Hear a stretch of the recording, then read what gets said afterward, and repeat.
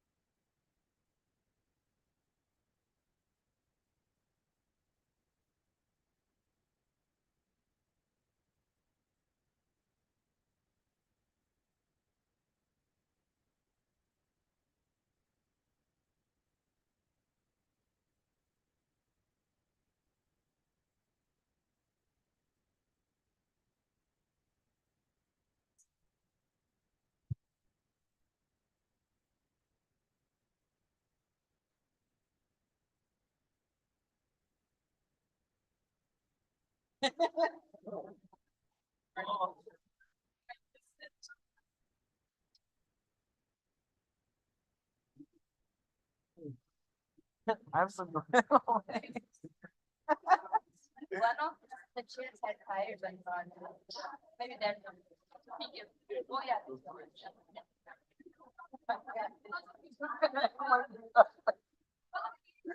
Oh my God, guys. I think it's fun.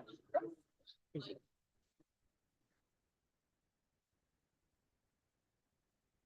like treating you, man. It's wild. I'm not gonna.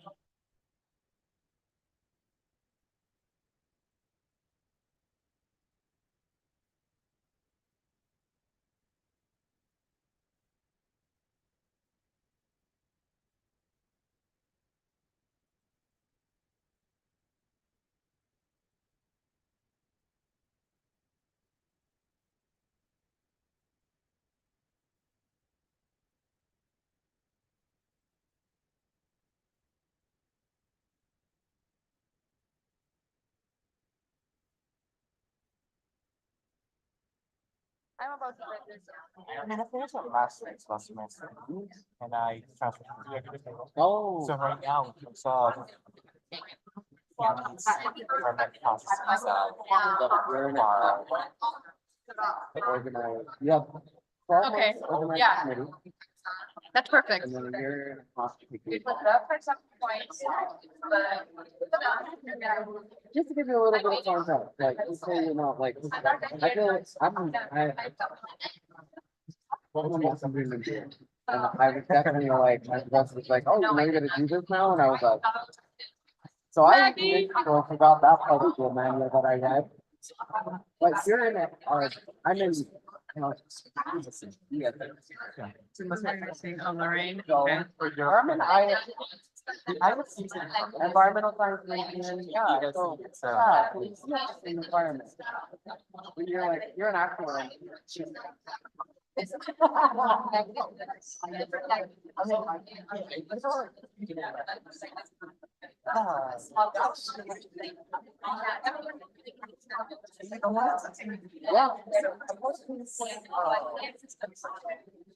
It was called there 30 years ago.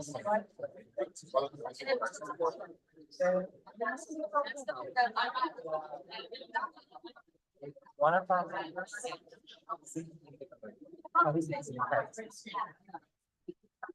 You know the funny thing? It's probably my Raymond Lane. Really? Should be. Actually, you might. Oh, okay. Well, because I'm like, I was, my uncle was in that vicinity here, so I thought. Never. What's her name?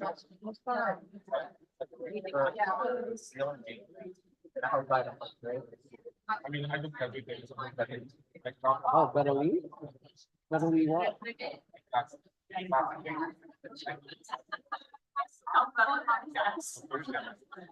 Yes. My printout didn't come out really well. Okay. Huh? Okay. La. Good. Okay, thank you so much.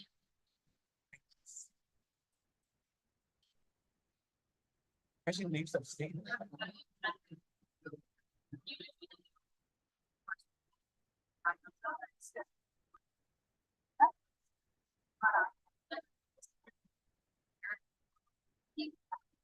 I was too excited.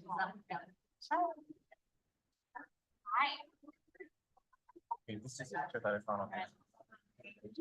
Beverly. I don't actually like her.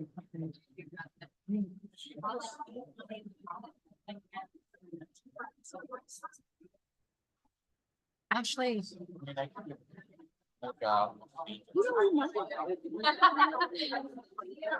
like, Yeah, bye. We were, and she went through like. Beverly.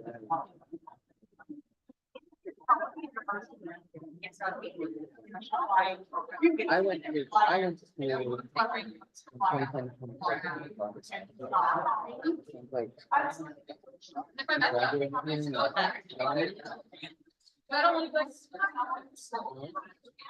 Way before. so I don't want to like. Okay. One thing I have said that just so when she's done, I without Yeah. but it's not,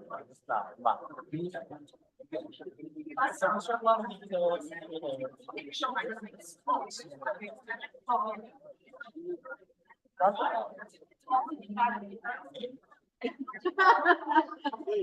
What's Kobe related?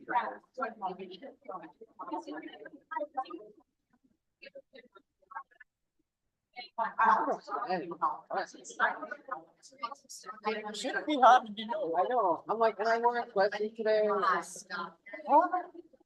Now I'm down reconsider. I completely forgot the Christmas today this morning.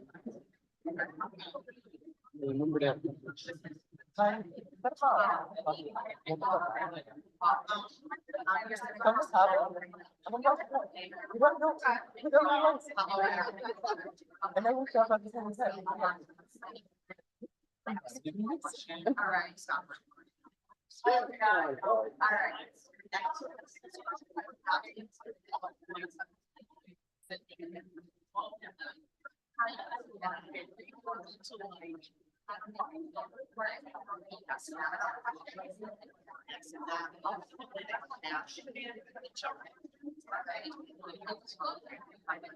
I'm so good.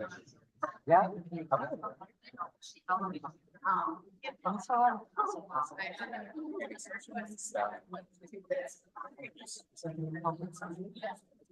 Just make you feel like a different body. It's something hard. Proud about the eyes.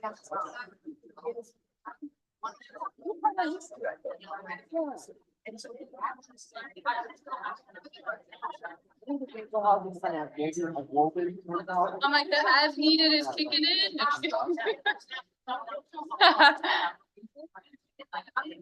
So we're, Yeah, right there.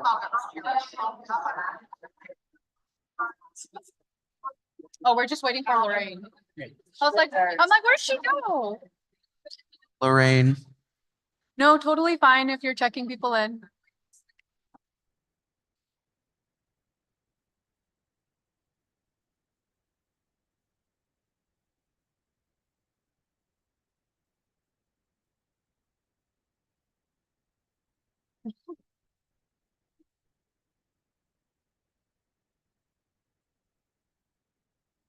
Yeah. Okay, I invite you on something. Are we supposed to get up?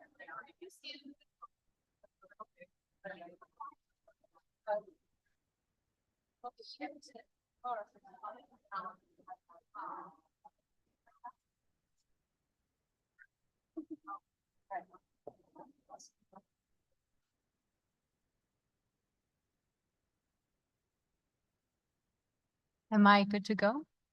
Okay. Hello, everyone, and welcome. I hope you all are having a lovely morning so far. I am so excited to be presenting my event during Diversity Week, so thank you all so much.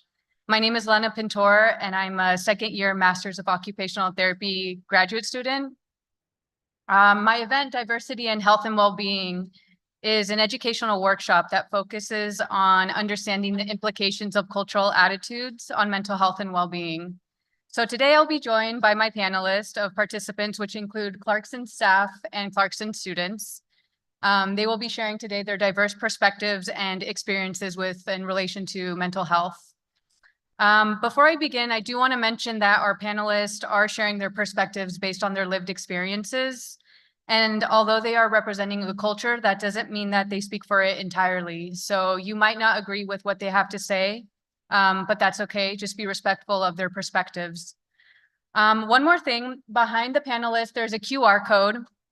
It's linked to a post survey. So if you all can scan it, I would really appreciate it because it's going to help me measure the effectiveness of this event. So please take the time to scan the QR code. And so around like 11:50, we will be opening it up for a Q&A. And without further ado, I would like to invite you to our conversation. Okay.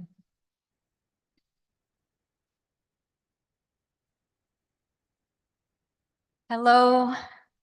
I will have you all introduce yourselves, give me your pronouns, and let me know what culture you are representing.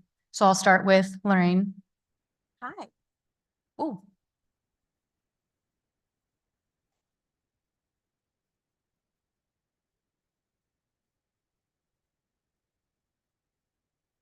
Thank you. Hi, everyone. Good morning. My name is Lorraine Jokey. I'm the diversity program coordinator here at Clarkson. I use she, they pronouns, and I am Kenyan American, so that is the culture I will be representing. hello. Is it working? Okay. Yeah, you Hi, just have to hold everyone. it up a little bit closer. Okay, there It's we go. working now? Yeah. Okay, thank you. So thanks for having me here. I am Isma Ali. I am a fifth-year PhD candidate in computer science. My pronouns are she, her, and I came from Pakistan as an international student at Clarkson in 2019. Hello everyone, my name is Junior Chapje. I am a first year master student in the aerospace department, and I'm here to represent Cameroon from Central Africa. Sego Sego Gwego, Dehru Hiate Yungyat, Wagania Trono, Dano Akuzasne Ganagale. So, hi, my name is Abraham Francis. I am Deer Clan from Akwesasne, born and raised, and I am a second year PhD student in environmental science and engineering, and started here in the fall of 2020. And my pronouns are he, him. Hello, everyone. My name is Victor Melgarejo. A first semester PhD student in environmental science and engineering as well. And I was born and raised in Mexico. Okay, perfect. So welcome, everyone. And our first question is, how is or was mental health understood in your household? And how did that experience impact your perspective on mental health and well-being? Lorraine, we can start with you. I can go, yes. So my family is immigrants, so we moved here from Kenya. And I remember growing up, not really talking about feelings and mental health.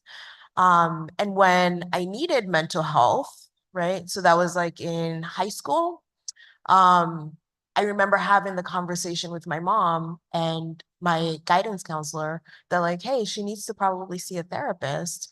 And that conversation not going very well.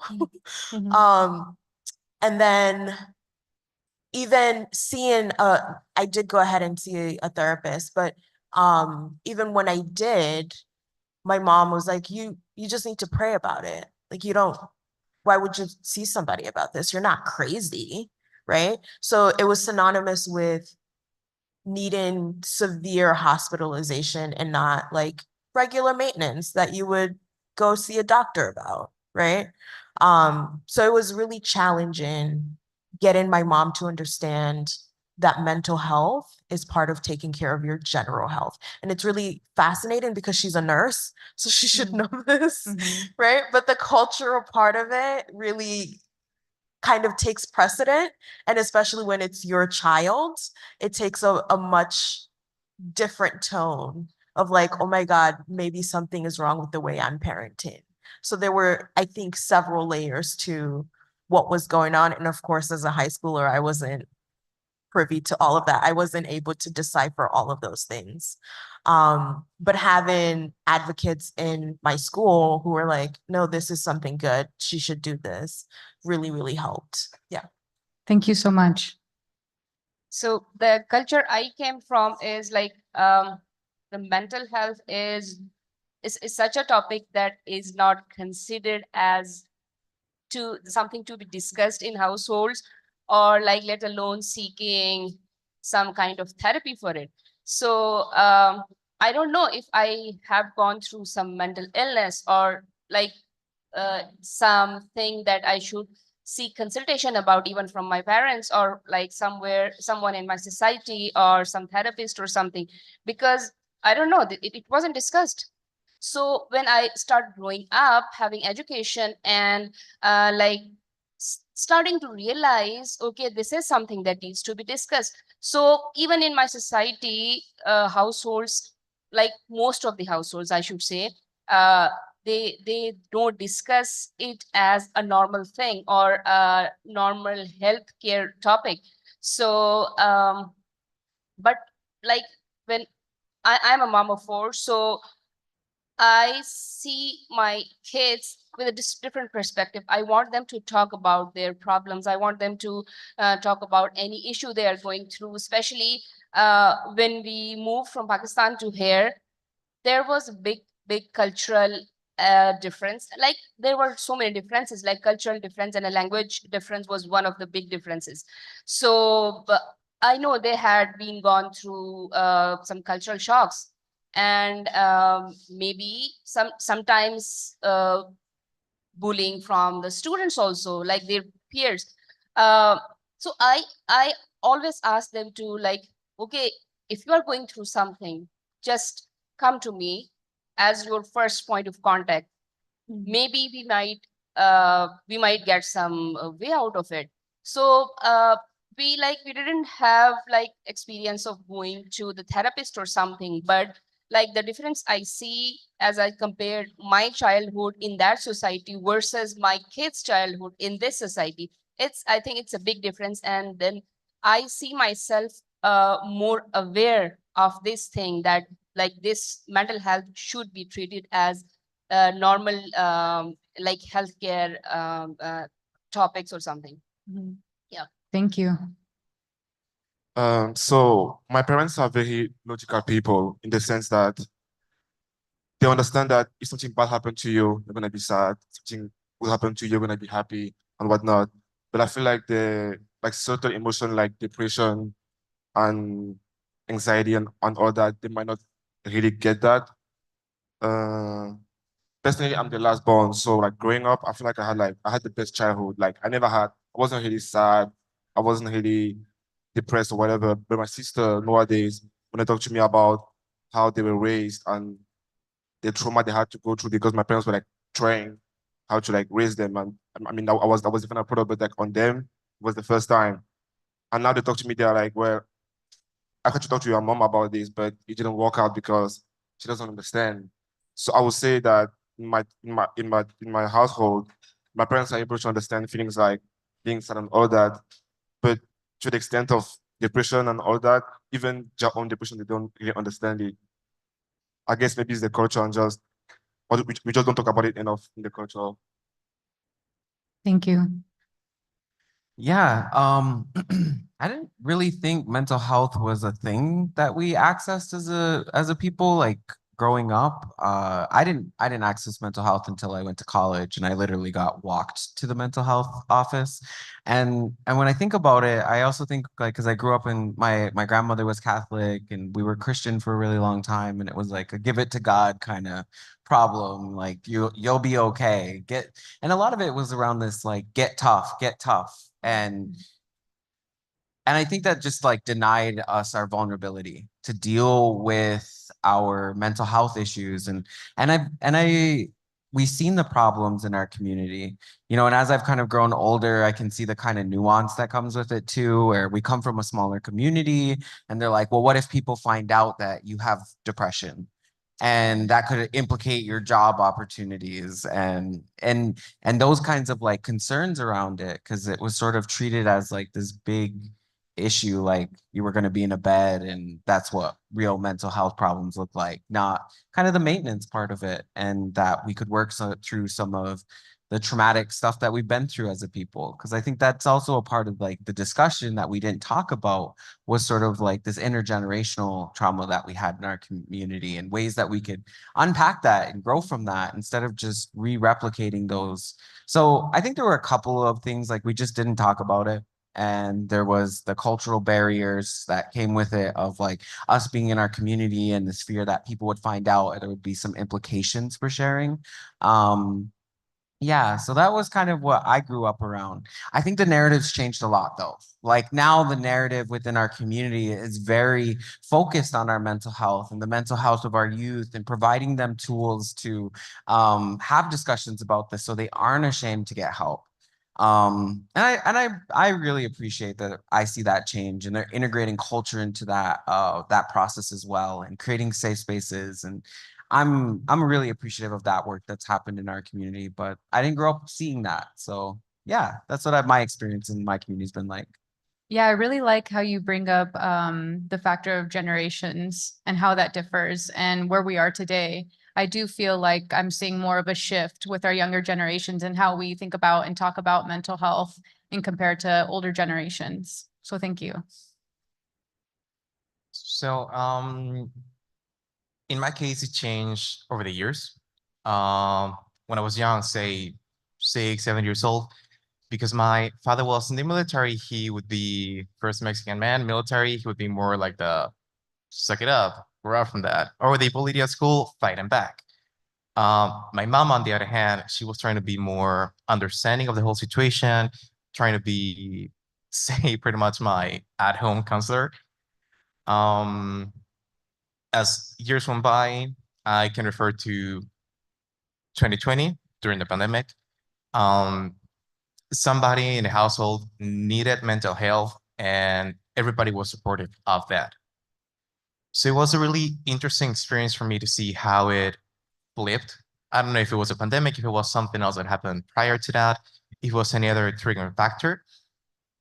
But something that I do want to mention here is that nowadays, if I feel the need of, going for counseling or constantly the therapy or whatever, my mom would be supportive of that.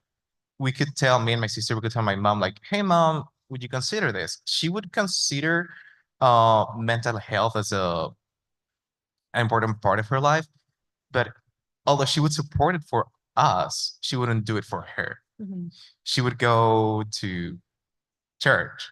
He would be like, oh, I'll put this into God and stuff like that. So it's really interesting how even her, as a person that's conscious about the whole thing, won't take it as seriously for herself as well. Yeah, I think that's a really good point to bring up. I think when it comes down to older generations, they might be open to it a little bit more so now, but when it is applied to themselves, I don't know, I feel like what you're saying, there's still something about them seeking services. It's still difficult. So thank you so much. We kind of touched base on this question a little bit. How do others within your community view people with mental health diagnoses, and how do they conceptualize the cause?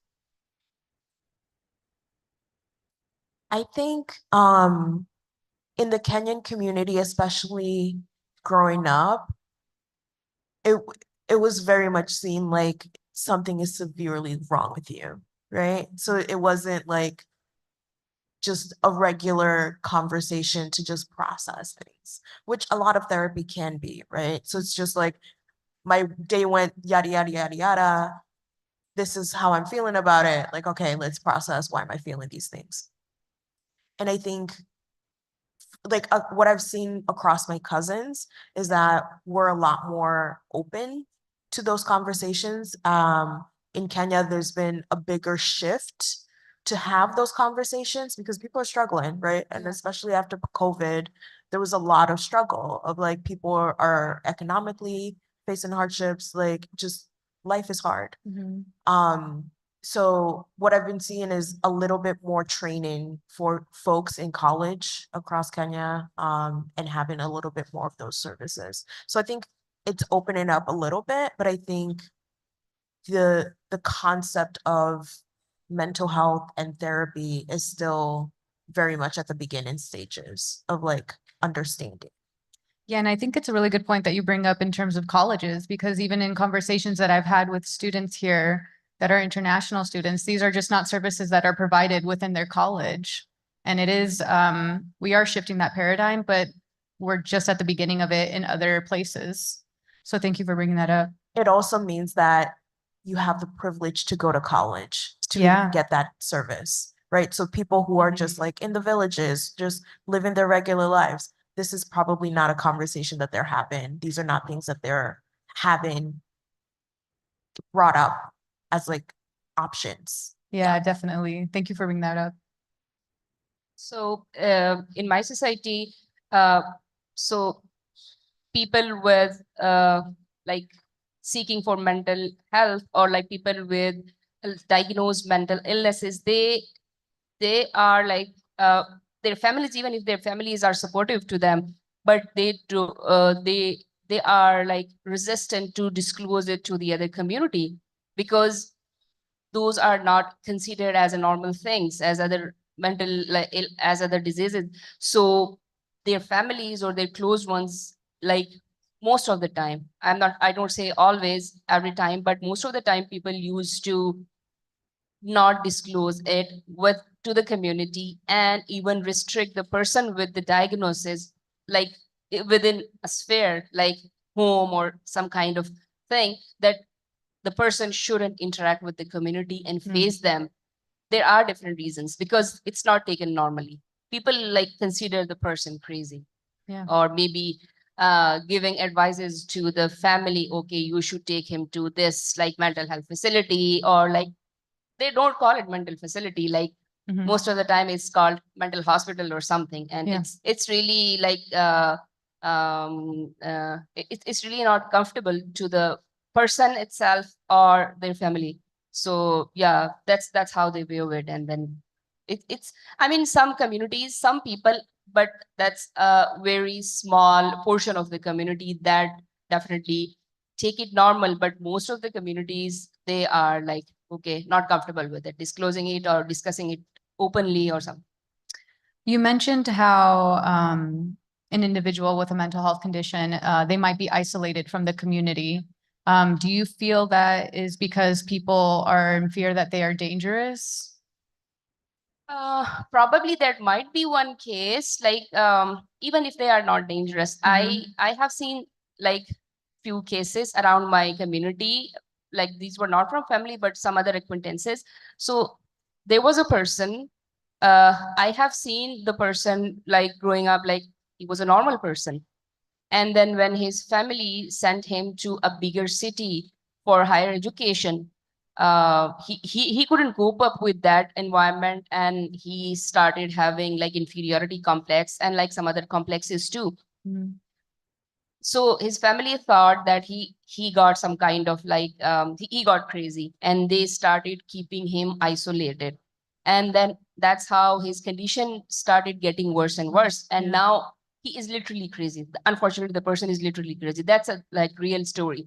Mhm. So even if he's not crazy, even if he's not dangerous, people like perceive him a dangerous person and try to stay away from that person. Yeah. Yeah. Thank that you so much for happens. sharing that. I think we have kind of the same similarities like in my country, but except that most of the time when we don't understand something, we kind of do it on witchcraft, which is like, I Yeah. just saw this person like walking outside naked or whatever. They did something weird, and then that then like witchcraft and whatnot. So like you say, like the family might know what happened to the person, and they just hide it to the community, and they don't like people outside are gonna just gonna see the consequence of what happened inside. But yeah, we usually don't talk about it like among friends or whatever. It's like, I'm good, like everything's good, like, and then you just see them crazy, like you said, or and then you call it like you said, something happened to them or like witchcraft. But yeah, we don't really talk about mental health in the community itself. Maybe among the family, but community now. I think the fact that you bring up witchcraft, I feel like it's such a common thing in other cultures as well. Like even myself growing up, I'm Mexican American, and through the conversations of my family members, like some of them would also say similar things like that, like, oh, the bruja, she's cast something on you, or evil spirits are inside of you, or bad karma, like one of your members did something in the past and now you're paying for it. So I think a lot of cultures do attribute mental health to similar things like that.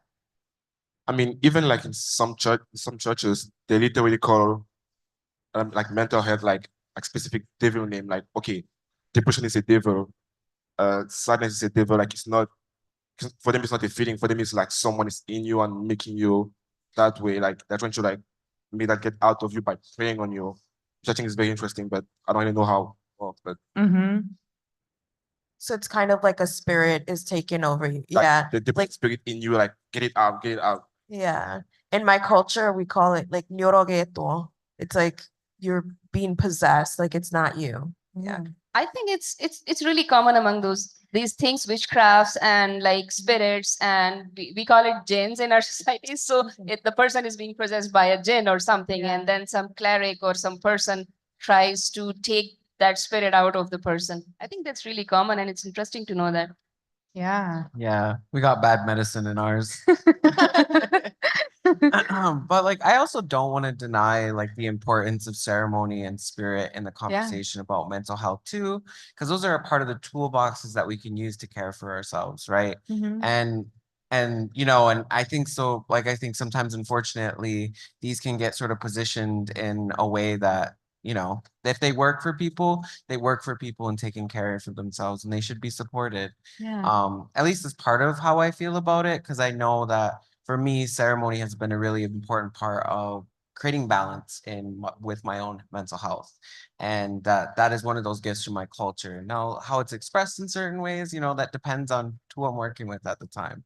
You know, because what I've come to learn and the way that my people perceive health is based on your mental, physical, emotional, and spiritual wellness, and using a holistic approach into addressing that. And so when, you know, I've approached people in my community address this, like, you know, the fact that I take medication for my depression, I talk to people, I do a bunch of different work to take care of all of the parts of myself, and that it's part of a collection and a practice that I have to maintain, right? And I think that that's just grown out of these discourses I've been able to have in my community with my medicine people, with my family. And I think mental health has continued to sort of increase in importance in our community over time, and we've been able to facilitate getting resources in our community for this, more mental health professionals, setting up outpatients, detox centers. There's all sorts of ways that we have approached mental health in our community, considering the different kinds of different kinds of situations we're dealing with addictions, and there's been issues of suicide in some communities that those communities have designated, you know, an emerged state of emergency. And that this has happened within Indigenous communities. And I see this within its larger context as well, the experience of systemic violence and the experience of being a person, an Indigenous person in this world. And, you know, for us in Akwesasne, like it, I think it's growing, like the understanding and the sharing and the way that we've been able to integrate it into so much of our lives. And in a lot of ways, I kind of perceive it more as like a reclamation of self, a reclamation of our bodies and our minds that, you know, were where we were kind of just put on reservations and given commodity foods and, you know, sort of left to deal with the consequences of that. And so, you know, that's kind of like where I like to sort of think about the implications of where violence was produced in our communities and how that continues to replicate and influence us today. And I do like a little bit of like epigenetics thought introduced into this, you know, that our bodies and our blood remembers the violence that our ancestors had experienced. And for people of color, these, you know, and particularly with the experiences we've had in the United States and our histories here, that's a part of that discussion. So, you know, like I love talking about mental health in my community, and I love being a part of these discourses that are trying to make sense of it and take up space around it, even if we're still a little bit resistant. I was thinking about my own mother and how she tries to win therapy. She's like, I'm like, you're missing the point. But you know, like I think it's a process. It's a journey that you're taking with yourself, and I think it looks different for a lot of other people. And I don't know, I just really appreciated that in my life and work. Yeah, that's a beautiful way of putting it, and that will probably be our following question. So thank you for touching base on that. So I don't think a bit on Abe's comment on, say, rituals, brujas and stuff. Something that I've seen happen in Mexico with some of my peers is that they would sometimes feel more comfortable with a therapist that may not acknowledge that, say, these rituals or like mal de ojo, amarres, etc. They may not acknowledge they're real or like science based, but if they understand and respect the patient's perspective on those, it's easier for them to make a connection or a bond and make the flow of the therapy go easier. So that's something that I've seen among some of my peers. And going back to the question, I have two perspectives here. In Mexico City, say the biggest city in Mexico overall, if somebody has a mental health diagnosis, they are more likely to share it with their, you know, close people that they feel closer to. Maybe not like, oh yeah, I have this, and that based on the book, and this is treatment that I'm following. but they can be more open to, oh yeah, I'm going to therapy for an issue that I had a couple weeks ago. Mhm. Okay, cool. And you know, the friends would be catching up, like, how's this going? How are you feeling? How can we help? Stuff. Whereas in Guadalajara, it's like the third biggest city in Mexico, but in terms of social and mental health, it's not as, say, open as Mexico City is. So in Guadalajara, this would be more seen as something on the table, like, oh, gossiping between the neighbors. Like, did you hear that these neighbors go into therapy because, yeah, some people say they did this thing this Saturday. Like, Yeah. it's more like a chisme, like gossiping, yeah. instead of you know, acknowledging and trying to help the whole community. So people try to keep it as a secret. And also it depends on the region within Guadalajara, but overall that's the thing that I've seen. Yeah, that's such a really good point, right? Because I mean, it's not enough to be like, oh, I'm from Mexico and I encompass all these views from Mexico. It's like it depends on the regions too. And socioclass plays a huge role in that as well. So thank you so much. So our next question is, how is seeking talk therapy viewed in your community? And if it's not talk therapy, what kind of therapies do people seek?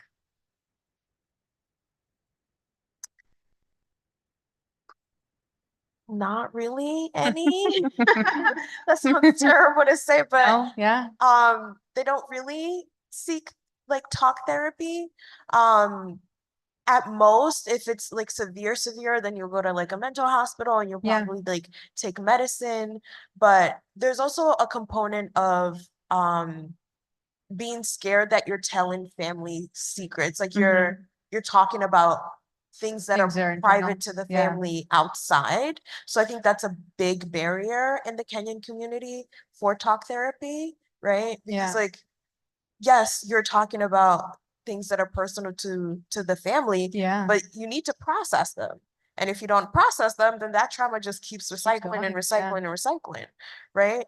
And then it just feels like that barrier just, yeah, that's a huge barrier. No, and I like how you touch base on like how that reflects on the family. It's not necessarily just you, but if you're seeking talk therapy, how does that look and reflect on your family, not just as an individual? And that plays a Right. huge role. Right. So Yeah. it's like the fear of also like, oh, your parents didn't raise you right. Your Yeah. family isn't a good family to come from. Like, yeah. Yeah, yes. Thanks, Abe. No, 100% agree with that. Thank you so much. Yeah, I totally agree with you that that's a big barrier. Like even having a courage to start talking with someone, even if yeah. it's your close family member, like mother or sister or some sibling. So that's a really like first barrier. When it comes to seeking other sources of, like when you think that you should talk to someone, or when you should have something to treat about.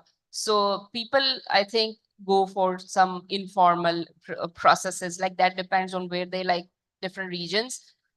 Like if you talk about people from big cities, we consider them more aware people, more educated people, even if they don't disclose it to the other people, but they would definitely go to some therapist or seek for help or seek for treatment. But at the other extreme, where like people would go like with, where people relate it to the witchcraft and like spirits and something they want to, or they go to and they seek the treatment with the same thing, like using the witchcraft to treat it, using the things, then they would go for like some clerics, they would go for some amulets, or what do I call it, charms or talisman or something. So like a So traditional that's another healer, extreme. yeah. That's some traditional stuff.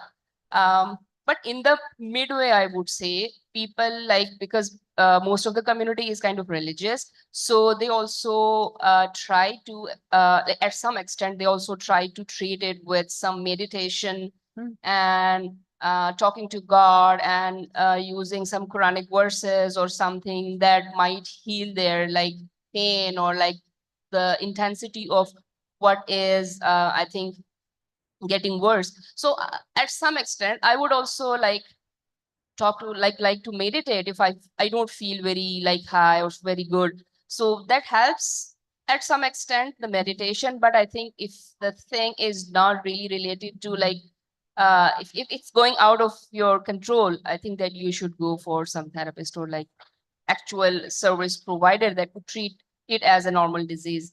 Yeah, but these are the some like variety of treatments people seek informally or formally to treat their illnesses. Yeah, thank you so much for sharing that diverse opinion of where people do seek help depending on how they view the mental health. I think that's very important for us to understand. I've never really heard of a therapist in Cameroon, but once again, I never really needed one growing up. What I do think is that when you grow up, like from the age of 0 to 18-year-old, as a child, as a children, you're only going to school, get good grades, and that's it. You're not supposed to be sad. Like your emotion are just like being content, going to school, getting good grades, and then go to college. And I feel like it's the same for men and women. But then, and even like in college, they kind of expect you to do the same thing, like go to school, like I'm gonna pay for school for you, and then you should be fine. The whole thing about emotion, the position doesn't really exist. But I do feel like as you grow up, even parents kind of like open up about like where's your husband and whatever, and then like the position kind of broaden because like, oh, I don't have a husband because of this and this in my life and this and this. So I feel like when life comes where you need to like do other stuff than school, the conversation open, and then it's like, okay, then I can be like, okay, I'm sad because of this and this. But before that, like up until maybe like 20 or 21-year-old, there's no conversation. It's just school. How is school going? Good. That's it. We don't need more than that. Even like if you have a girlfriend or whatnot, and if you go through a breakup, that's your own. That's it. Like there's nothing. I feel like that's such a good point that you bring up in terms of like, oh, you're not supposed to be sad. You're not supposed to be feeling these ways. And I feel like when I was growing up, that's something that I struggled with. I remember being open with my dad and telling him that I was feeling a type of way. And his response was, oh, it's because you're not cleaning the house. Oh, it's because you're not cooking. And mind you, I do come from a background where gender roles are very much so existing. So yeah, he'd be like, oh, well, you're sleeping. I was like, well, maybe it's because I'm feeling sad, Dad. And he was like, no, you should be cleaning. So there are I feel like a lot of cultures view it that way, like maybe you're not keeping busy, maybe you're not doing this, you're not doing that to fill in your time. Like if your time is filled, then you shouldn't be feeling sad. So thank you. Oh, I love that advice. Have you tried not being sad? I was like, let me go get my apron. Oh my God, I'm gonna work out and feel better. I love that. That's what like depression can sometimes be boiled down into. It's just like, just try not being sad. Yes. Just don't think about that. Yeah, I'm like, As you're why like- didn't I think of that? Yeah. And I really resonated what you said, Lorraine, about sort of the family perspective, right? And even when you try to talk to your family about it, like initially, like it took a long time to be able to talk to my mother about my mental health because it always ended up being about her and how she failed and how she's depressed now. And and I always found that to be such an interesting process, and just to like be like, no, this isn't about you. Like, this is about me and my feelings. Give me the space. And it was a practice we had to build together. And even today sometimes, because I attack my mental health from all sorts of direction. I see community support a part of that as well, that like being in community is a part of what helps me. By being around my people, being in ceremony, doing all sorts of things really helps me feel grounded and connected. Because like my depression makes me isolate and difficult communicating, and I just want to hide. Because I just feel depressed, right? And I want nobody to look at me. But I found the wonders that like a good gossip session with the aunties can be. And that's like wonderful medicine. And I often think about how, there's these various medicines. And I like using medicine as this overarching term, not in the sense of like just the material medicine that you can take, but like in the medicine that is embedded within relationships, in reflecting on, how you're feeling, where you're at. And I think that's just the practice I've grown for myself because it works for me. This isn't going to work for everyone, but Yeah. that this is something that helps me is like a combination of things. And so within my community of services, we have a lot of services offered.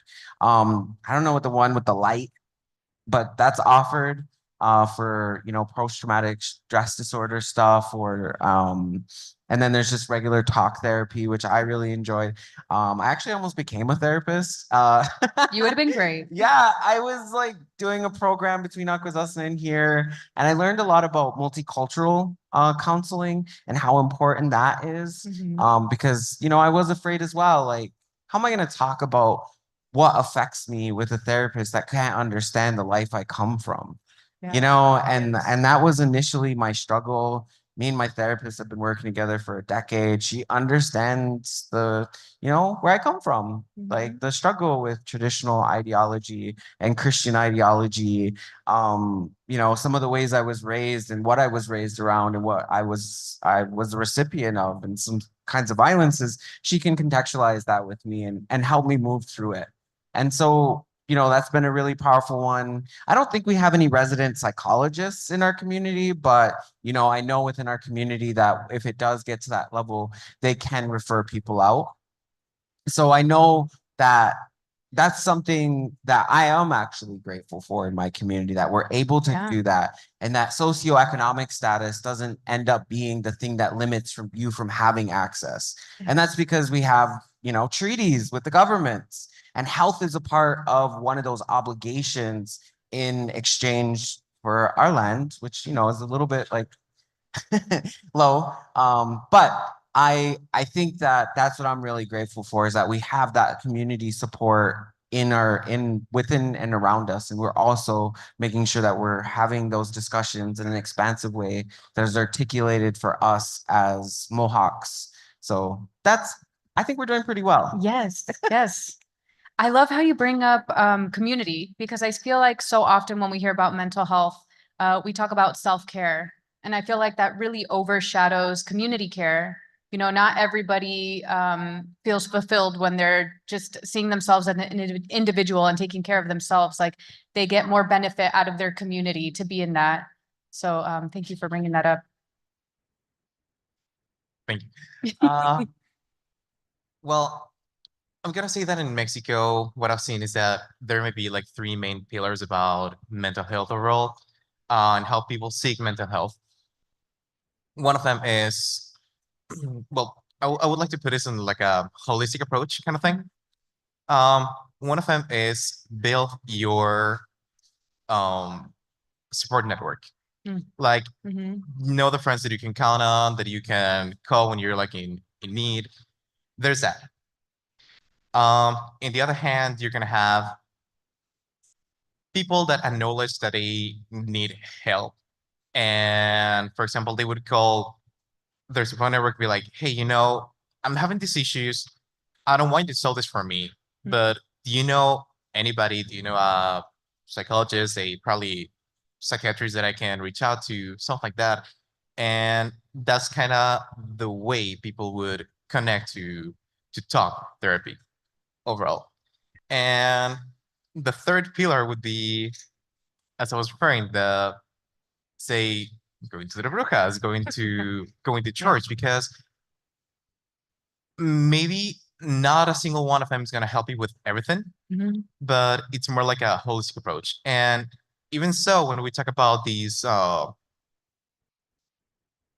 homeotherapy kind of perspective, it may not have science-based backgrounds or foundations, but still, if people feel that helps them, it's part of like the whole thing that can hold them together.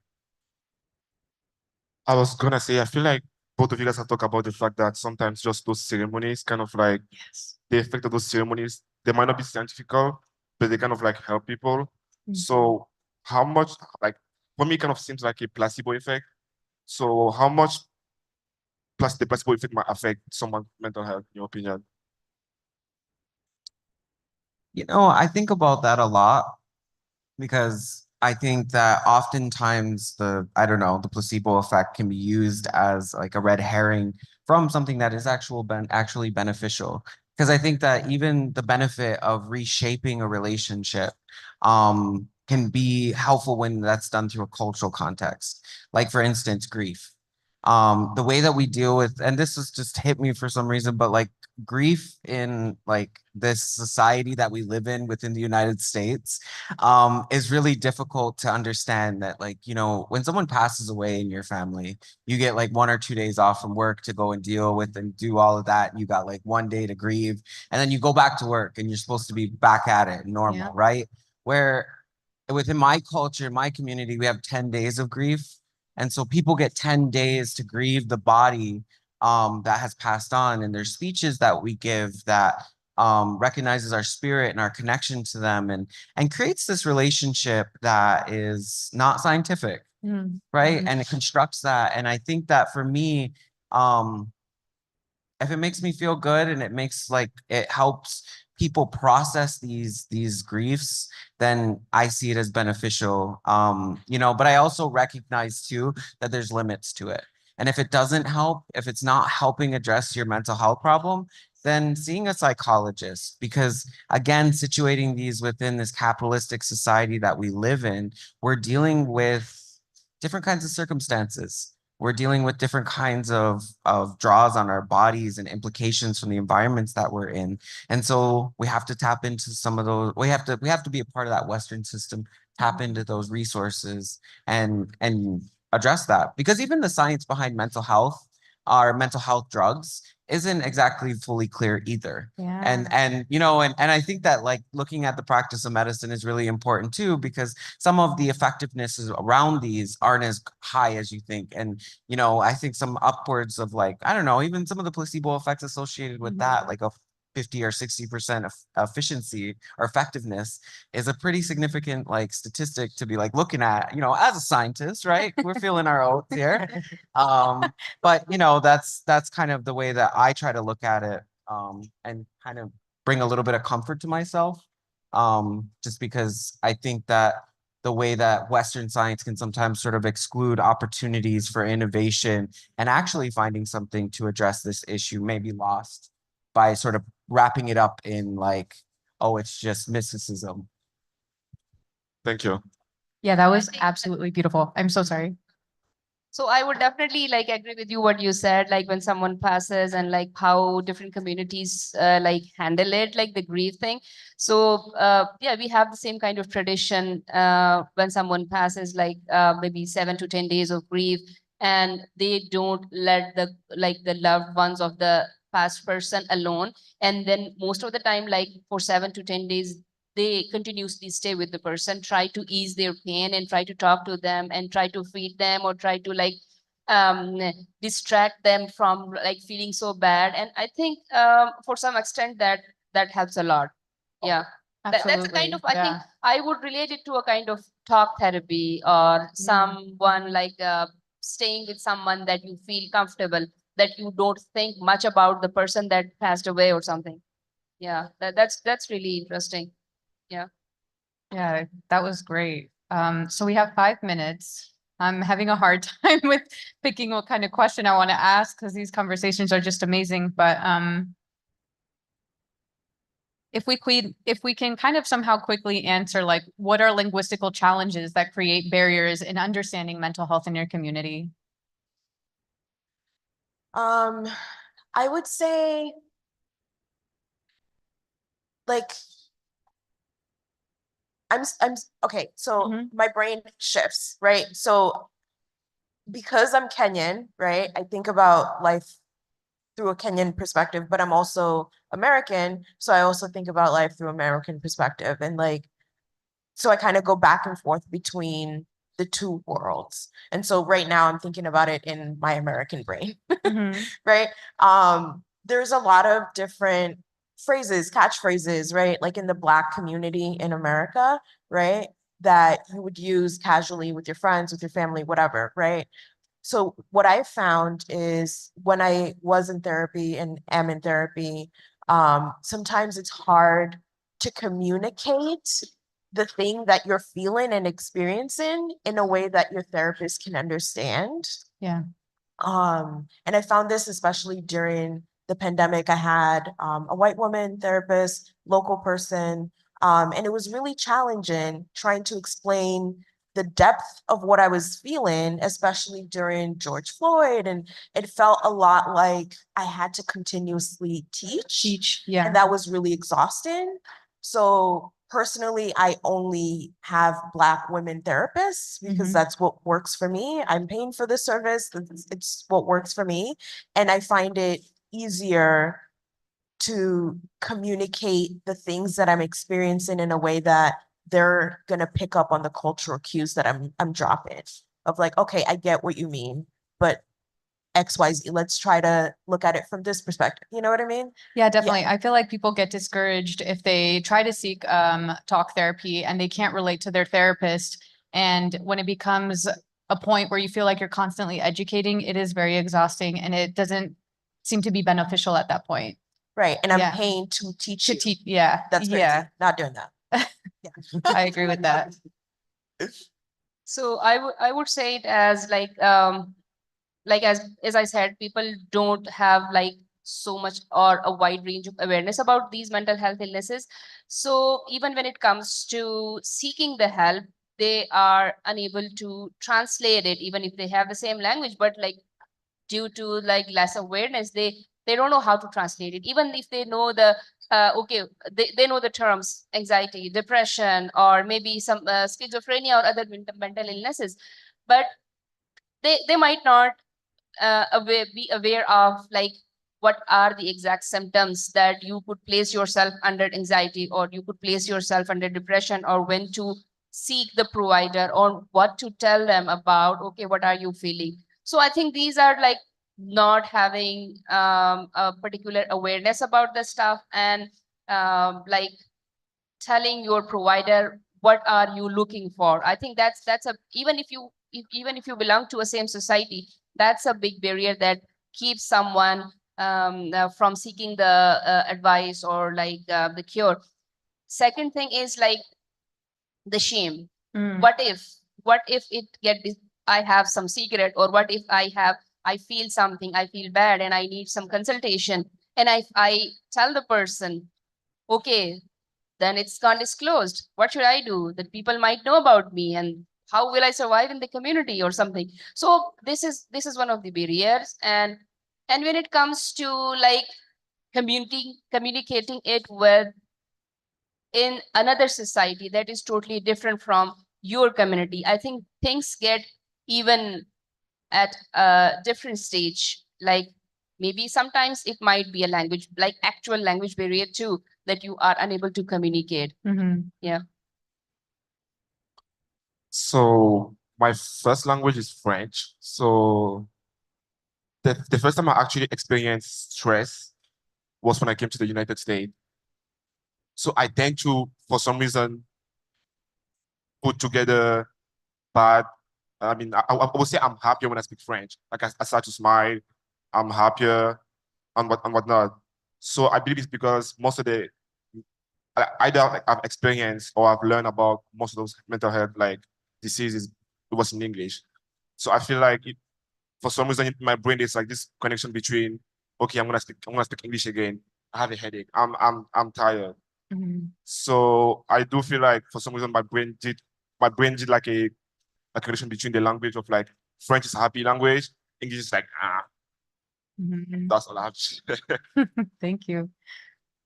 Yeah, the linguistic barrier or like the linguistics that exist around mental health, right? I think ends up being a really important opportunity for us to think about our experiences. That part of what I imagine from like a Mohawk perspective, one of the barriers is that the language that's used to sort of, and I think mental health gets wrapped up with hospitals and, you know, doctors and stuff Mhm. from that cultural perspective. And a hospital in Mohawk translate to some place to like where people go to die. And Ah. like to set up an institution within your language, within that identity, being sick and being it, that relationship limits us from connecting with that, right? And that was a long tradition that held. But also what I've been sort of thinking about at least in the last year, oddly enough, right? I think mental health is a whole lifetime Yes. of opportunity to learn and explore different parts of yourself. But that I didn't have a big toolbox to describe my feelings.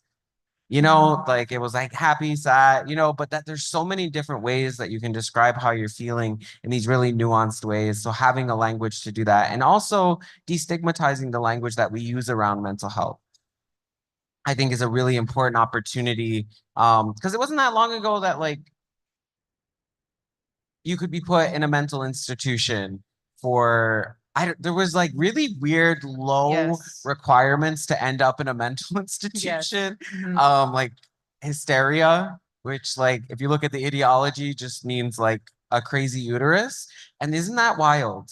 Yes. Is that not wild that this was used and that divorcees would put their wives, ex-wives in these institutions? So like I think about those layers and how we've inherited some of that and how we can be purposeful moving forward in our language. But I also recognize the language barrier as well, not because I grew up in English, right? Like it's a little bit different. But that's kind of the way that I look at it. Thank you. Well, I personally am gonna say I like challenges. Manolo, can you hold the mic? Oh yeah. So personally, I'm gonna say that I like challenges. So when it comes to language barriers, I try to find myself the ways around trying to explain myself the best way possible. So it's not that I'm gonna say that there are not language barriers still at that point. But even so, in Spanish, I've been told many times that I'm the kind of person that uses words that are not commonly used in a regular conversation. Yeah. So that for me, it's a language barrier in itself, because when I try to speak to somebody, even in Spanish, my first native language, they don't understand entirely what I'm trying to say. Mhm. So I'm kind of used to trying to explain my ways around to different kind of people with different kind of language background, whether it's Spanish or English. But I mean, I'm gonna say that still sometimes something that I've seen happening in Mexico rather than here in the States for myself, it's socioeconomical background. And that can also play maybe not a language barrier, but cultural barrier as well. Okay, thank you so much. Thank you all so much for this amazing conversation. Now I will open it up to a Q&A if anybody has any questions for the panelists.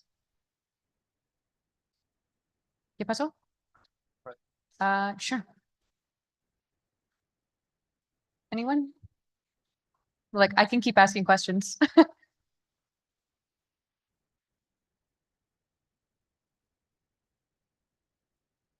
Hmm. I'm like, how do y'all not have questions?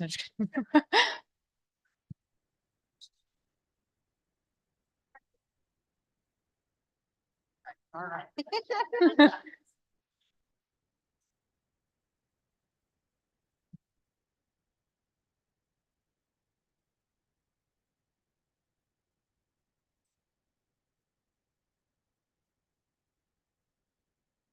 I know this conversation is more about like mental health and your experiences in accessing that care or perspectives on that. Do any of you guys have any comments on your like experiences within your culture on just accessing healthcare in general?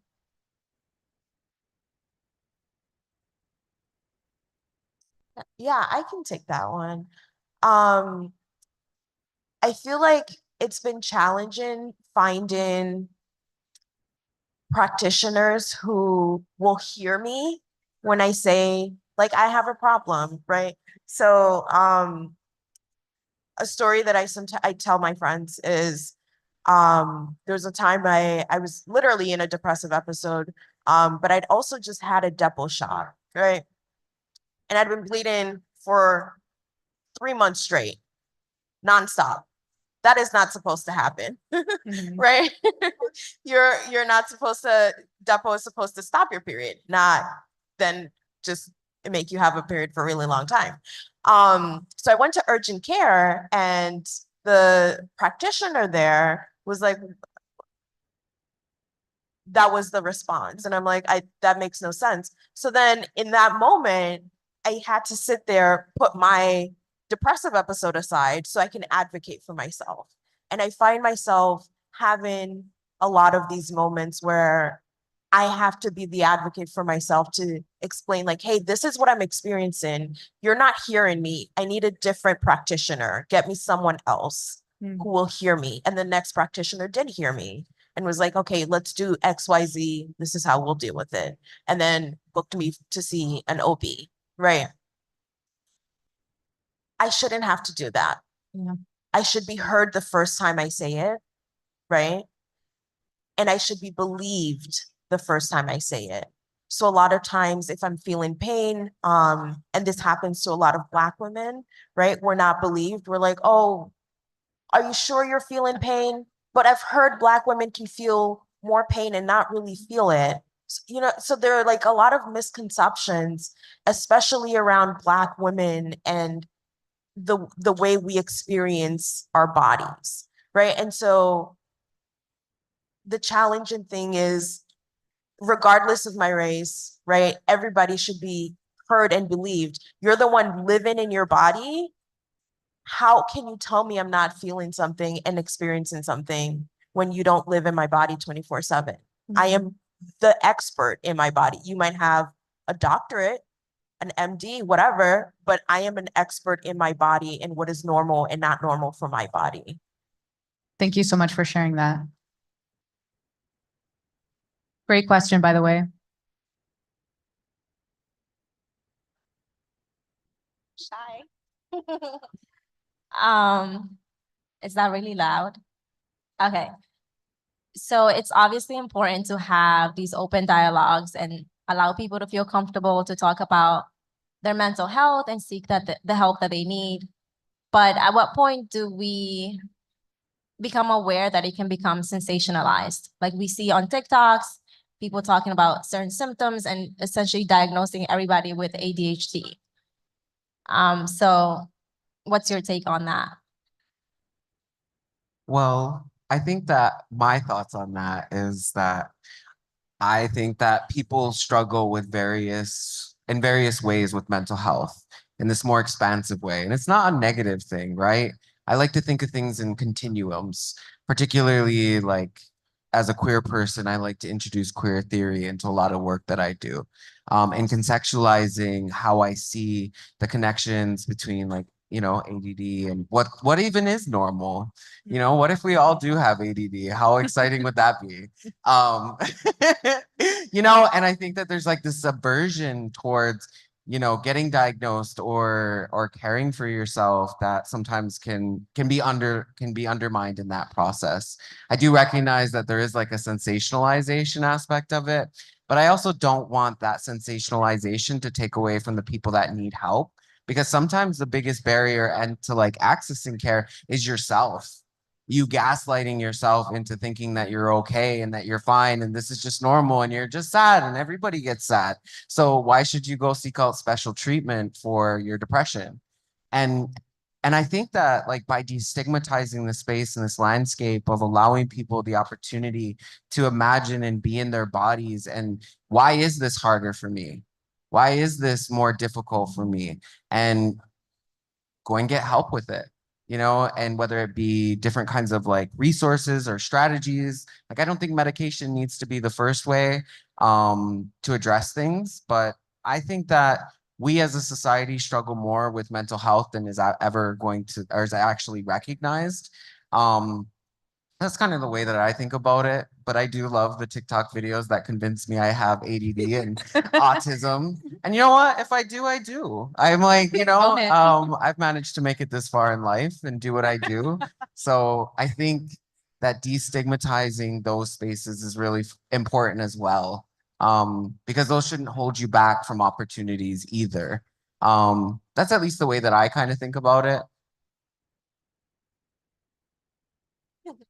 I agree with everything you just said, but I feel like sometimes people use these things as an excuse, right? It's like, oh, that's why I can't build these relationships because I have X, Y, and Z. without really looking into themselves and working on those things themselves, right? So it can help to motivate people to seek help and, you know, reflect, self-reflect, but it can also inhibit that in a way for some people.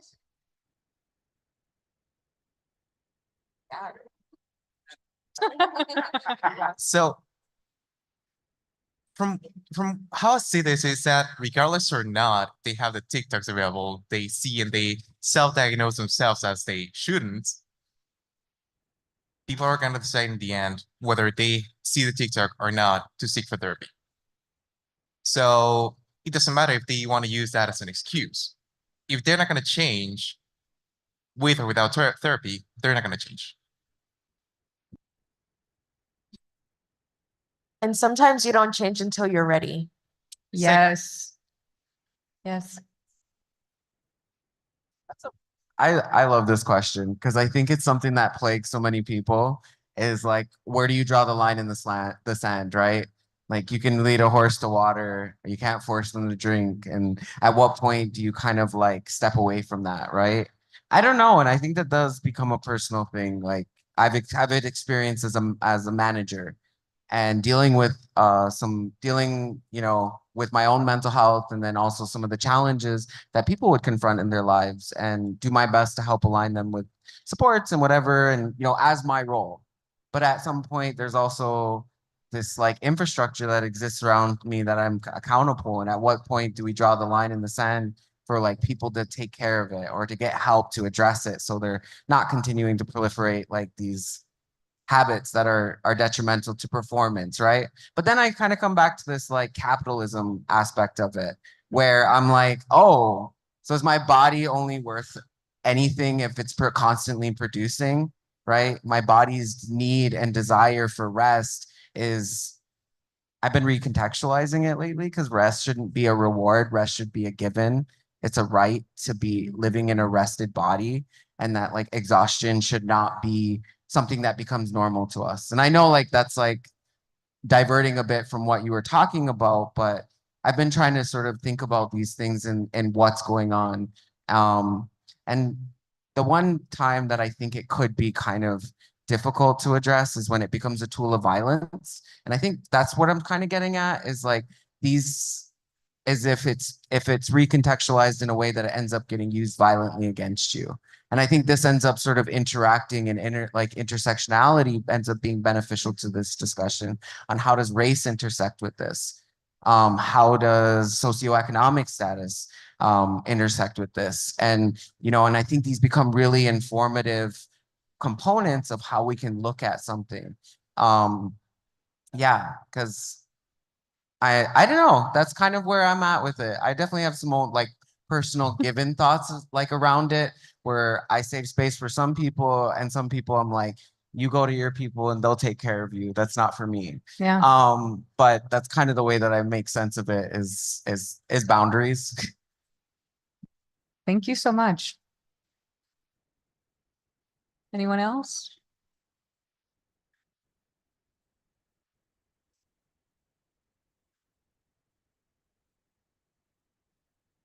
I know this is sort of a loaded question, but just with a lot of us in the audience going into healthcare, like if there's something, it's kind of hard to like generalize, I guess, to your entire culture, but for you, sorry, okay. For you, what would be something that you would want us to take away? Like if we were to see someone from your culture in our practice, like what is something that you would want us to understand that would be important in getting you a successful treatment? I think if I had to start, it depends on the class of the person, like where they grew up, like depending on like of their family upbringing. If it was like they were poor growing up, they might not have the same sensibility towards like regarding mental health. Like they were poor, so the goal was to get rich. The whole thing about emotion, they didn't hear talk about it. Maybe the richest they had that, but I would say try to understand that. I mean, for my country, it depends more of the argument of the family. Like depending on how rich they were, they will like it will like shape their behavior. I was gonna say, believe people, listen to them. I would also say admit when you don't know something, Yes. right? Like there's so much power in being like, I don't know, but I will find out for you. That goes such a long way than trying to like fake through like the Mhm. conversation like you understand. And then it also gives you a lot more credibility, right? Because if you're like faking your way through, they can tell you don't know what you're talking about, right? Yeah. Like people can tell when you don't know the depth of what you're talking about. So just being comfortable admitting that, hey, I don't know, I don't know, I don't have an answer right now, but I can find out for you. Yeah, I think I totally agree with you, Lorraine. So I had this experience of like when I came here for the first time, I had so much so much things to deal with. First thing was the cultural shock that I have been through, and second was my family was not with me, so that was a big thing for me, and then that impacted my studies a lot. And for some time, I didn't share it with someone. Then I had to go to Clarkson Shack to just have counseling about it. And then I also talked to my professor about, she asked me actually, what's going on? How about your grades? So then I talked to her and like, okay, this is happening with me, and that's how I am not being able to work properly. So I remember one thing she said to me, don't suffer in silence. So if you are going through something, so you should find someone. I mean, you would definitely find if you look for someone, like there is always someone around you that you can trust on. So reach out to people. There would definitely, like, you would definitely find a way to go through it. Yes. I like to think a culturally informed care, that you create space for, you know, a kind of care that understands that people come from diverse backgrounds, but also depending on who you are doing your work as well. I think it's not like I hear that a lot that like I like your patients having to educate their doctors or their therapist constantly. And that's like that for me is an abuse of our labor as people of color to explain where we're coming from. Some of this stuff is Googleable. And this is one of those big things that I think about, like allyship. Is this a question that I need to ask this person to get insight on, or can I go Google this to give me some context so I'm not putting unnecessary labor on this person that is experiencing a mental health, physical problem? And I think that that's really, really important. And also learning, you know, some of the cultural histories that exist within these landscapes, right? That for Indigenous people, we lost our lands. We experienced genocide, assimilationist tactics, and that's very nuanced based on where we are. And we usually have really good books written about it and can help people kind of grow around this. And that in that process makes that provider so much more safety to like engage. And that's like I feel like ever since COVID, now that everybody's more willing to Zoom, that's made my resources more accessible to like within my community, so I can talk to a Mohawk person if I need to about my health. And I really appreciate that because they understand where I come from and what I've experienced and can talk me through it, and you know, understand that like I'm not into getting called down like exercise and that'll save your Yeah. life or whatnot. Like, yeah, okay. But like doing that in a supportive way. Yeah, that's kind of the way that I'm thinking about it. I 100% agree with that. As healthcare professionals, I think it's so important for us to use our resources and not look at our patients as our resource. We have so much power, and especially in the healthcare, like we are trained by evidence base and to be able to research things when we need to. So don't rely on your patients all the time to give you that information. So my take here, it's not only into mental health, but like overall healthcare. Relying again on what Lorraine was saying, it's listen to your patients all the time, because sometimes there's this ego or pride of the healthcare provider that they forget about what the patient's feeling, what the patient's thinking about stuff. And I may be referring right now to a, say, physical health situation that I had a couple of years ago. That it's not that I had a diagnosis, but I had a comment on what could be what I was going through. And I told the doctor here that this is what I've been told by other doctors in my country. This is what I may be having. And they completely entirely disregard that. So this may not be the same situation for mental health, but still, I was telling my provider, my healthcare provider, what could have been going wrong at the time. And they simply discarded what I said because I'm not a healthcare professional. Mm. So that's something that I would like to invite everybody in the healthcare to listen and acknowledge that first you have to learn stuff, you have to listen, and you have to let that ego and pride aside to be a better provider. We're at quarter after, so this should probably be your last okay. question. Well, my question was basically based off of like all of your cultural backgrounds and your own mental health experiences, as well as like your colleagues' mental health experiences. How have you or how will you take those experiences and educate people of your culture to know that it may not be bad medicine or witchcraft? Like, how do you better educate those who don't know what they're dealing with?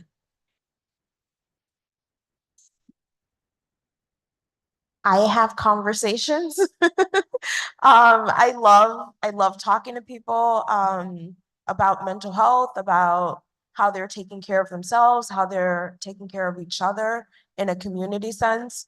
So having like casual conversations with your families, with your friends, with your family's friends, you know, yeah, just having conversations. I do think conversation is key, or communication. I used to hate talking to my parents and having those dry conversations like, hey, how are you doing? I'm good. And that was it. And you will see like in those movies or TV shows, like kids actually talking to their parents. So I feel like now I'm in a space where I can actually like ask them, how are you doing? And like elaborate into that and like be like, fine, you can talk to me about this and this. So I do think that conversation and communication is key. I think I agree with both of them that having talked to people, like educating them about okay, what is wrong, what is right, and the best way is like start talking, having conversations, and if at some point they might understand what's going on. Yeah. Something that I should say is, yes, start a conversation, trying to tell them what the resources that they have right now, the resources available, but also do not talk them down on their beliefs. Because if you tell them that what they think, what they believe is wrong, that's gonna build a barrier between you and them, and they're not gonna listen, they're not gonna trust in you, whether you tell them what's right or say wrong for them. I think the best way to having conversations or trying to convince them what is wrong and what is right, what I would think best about is like having a person they trust more than you. Like they listen to the person they listen to more and they might trust. So that kind of person, like talking to the people, and then they might get convinced what, like, okay, this person is most trustworthy, and if that person is saying this, there must be something behind it. Like there must be some logic behind it, and then like it might be easier for them to get convinced. I mean, I also like to think like some people can do their own work too. It's not all on you to explain this. Like some people will be completely resistant to mental health, and trying to convince them will do more harm to you than it will to benefit them, right? But that's boundaries, and I think we struggle with boundaries. I do. But conversation helps. Like I will bring up depression any chance I get. Like, you know, that I think it's important to just kind of like bring it into conversation that like I am depressed right now. And you know what? I'm still getting a PhD. I'm still doing these things. I can still be happy and enjoy a Nicki Minaj concert. You know what I mean? Like sad people do 100%. things too. Like just because you have a mental problem doesn't mean that you can't experience the full breadth of life. Yeah, it's going to be challenging sometimes, but I think that part of this destigmatizing conversation is about this openness that you can be sad and happy at the same time. And it's a really weird experience like that I've been through, and it's made me shameful and like avoidant of certain things and try to hide myself because I'm like, I'm really depressed right now, but you know, I really enjoyed going to the movies. And like that can be true. And I try to approach that in as many different ways as I possibly can and just keep talking to my family about it. And even in like, as I shared earlier, in this dialogue with my family, like boundaries, right? This isn't about you. This is about me. I'm just sharing a piece of what I'm feeling right now. And if that's cool with you, you know, oh, thank you for the offering to not be sad, but that doesn't work for me. And that's cool. Maybe it works for you. So yeah, and I mean, if you really want to get technical, you can go read some academic articles and you could try that approach. Hasn't gone successful for me trying to put some citations down around the evidence base is that, you know, mental health works in these ways. But, you know, I think that we got to use whatever tool we want, but also within our boundaries as people where we're not exerting so much energy and we're not hurting ourselves in the process. So that's kind of like the way that I try to contextualize it. And it's mostly safety for myself because trying to help some people sometimes, at least when you're living and dealing with anxiety and depression, can trigger those things. And then you're sad too, and you're struggling with them, and it was just unnecessary. So sometimes that's kind of like how I try to journey through it.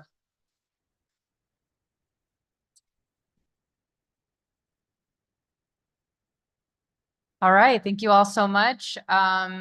If you haven't already, please scan the QR code. That will be very helpful for me. Also, if you haven't scanned in through Nightlife with your event pass, please come forward. Lorraine will help me out with that. Gosh, I had all these like big thank you speeches, but just to wrap up on time, yes, please, if you haven't scanned the QR code, do it, please. We have food right here in front of the DE&I office.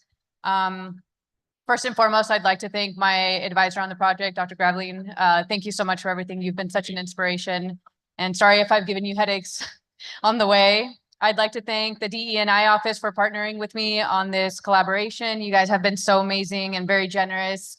Dr. Ball, Miss Patrice, and Lorraine, like I can't say thank you enough. So I'd like to thank Todd and Logan from OIT and Cub. You guys have been so amazing in setting up the recording and seeing the vision through. So thank you so much. I'd like to thank the occupational therapy department, all my professors. You all have shaped me in some way or form throughout my journey, and I really appreciate it. I'd like to thank Mary Cabral. She is amazing. She's a whiz. She's our librarian at the Health and Science. She's been very helpful. And lastly, like I just want to say that I see a lot of my friends in the crowd and a lot of people that I've talked to in passing throughout this journey. And I just want to say thank you so much for helping me like gain a deep understanding about culture and how it impacts people's mental health and only in healthcare as well. It's so important and I've gained so much from you all. And I feel like it's definitely shaped who I am today. And it's going to definitely shape who I am as a future practitioner. And these conversations are hard to have, but I think they're very necessary. And you all have really impacted me in so many ways. And I can't say thank you enough for that. So that goes to my panelist speakers as well, not just my friends and people I've seen in passing. So thank you so much. That concludes our event, and I hope you all enjoyed it. Oh, and before you get food, panelists, you guys have first dibs. I would like you to get food before anybody else. You earned it. So please make way for them. And thank you so much.